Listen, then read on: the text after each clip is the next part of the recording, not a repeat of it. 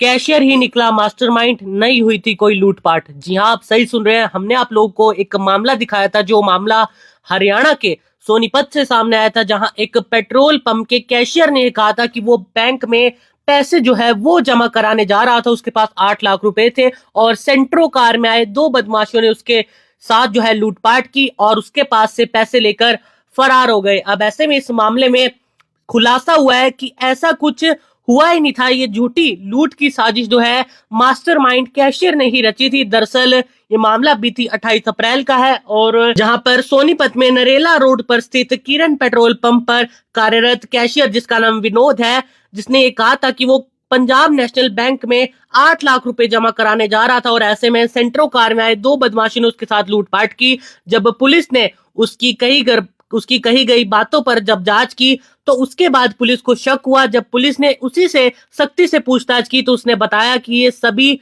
उसी का किया धरा था, ये सभी उसी का प्लान था। ऐसा उसने क्यों किया, इसके पीछे की वजह सामने आ रही है कि उस पर कुछ कर्जा हो गया था, जिसके कारण उसने ये साजिश रची और वो इस पेट्रोल पंप पर पिछले 12 से 13 सालों से काम कर रहा था, इसलिए किसी को भी उसके ऊपर शक नहीं हुआ। लेकिन पुलिस ने जब इस आरोपी से गहनता से पूछताछ की तो सारी वारदात का खुलासा हुआ और बताया जा रहा है इसके पास से करीबन 3 से 3.5 लाख रुपए जो है वो बरामद भी किए गए हैं। ये काफी समय से जो पैसे हैं वो गबन कर रहा था और आखिर में इसने ये साजिश रची। उसने अपनी कमर के पास कुछ चाकुओं के निशान भी दिखाए थे, वो सब भी उसकी साजिश का ही हिस्सा थे। हालांकि बड़ा मामला जरूर है। करनाल में भी कुछ ही दिन पहले एक ऐसा ही मामला सामने आया था, जहां एक कर्मचारी ने 7 लाख रुपए की लूट का एक मामला दर्ज कराया था कि उसके साथ लूट हुई है, मगर आखिर में जब पूछताछ की गई तो वो साजिश भी उसी के द्वारा रची गई थी, ऐसा कुछ हुआ ही नहीं था। और ये मामला भी उससे ही मिलता जुलता है, जो कि हरियाणा के सोनीपत से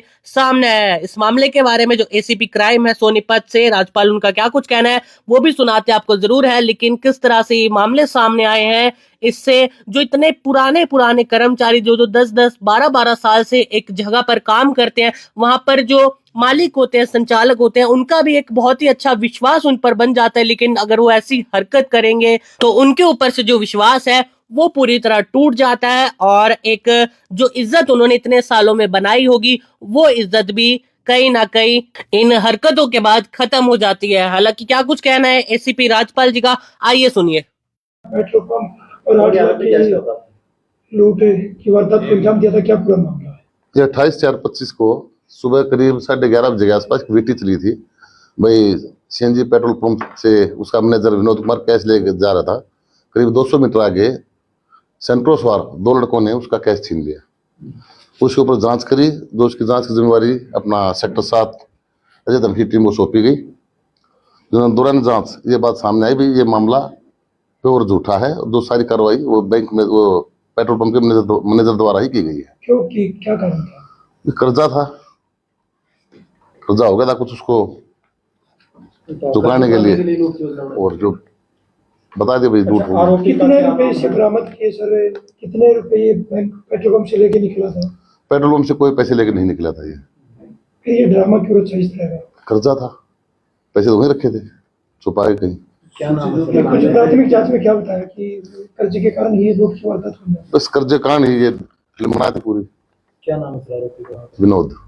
काम करने वाला है ये सोनपत का रहने वाला है, वैसे गाँव से। पेट्रोल पंप पे कब से काम करता था? इस पे 2012 से काम कर रहा था सर। वो कैश बरामद हो गया जो इसके द्वारा? हाँ, तो थोड़ा बहुत कैश था जो गबन तो पहले से चल रहा था, कुछ 3-3.5 लाख के आसपास थे, बरामद हो गए। झूठी सूचना देने पे और भी कोई पेट्रोल पंप संचालक के खिलाफ क्या कार्रवाई है? नहीं, वो संचालक को पता ही नहीं था ना, और भी कोई है उसके ऊपर उसको कोई डाउट नहीं था। ना ना ना, जो चाकू का निशान दिखाया था वो चाकू वो अपने आप ही स्टोरी बनाई थी उसके अनुसार। 8 लाख रुपए की लूट का हुआ खुलासा, कैशियर ही निकला।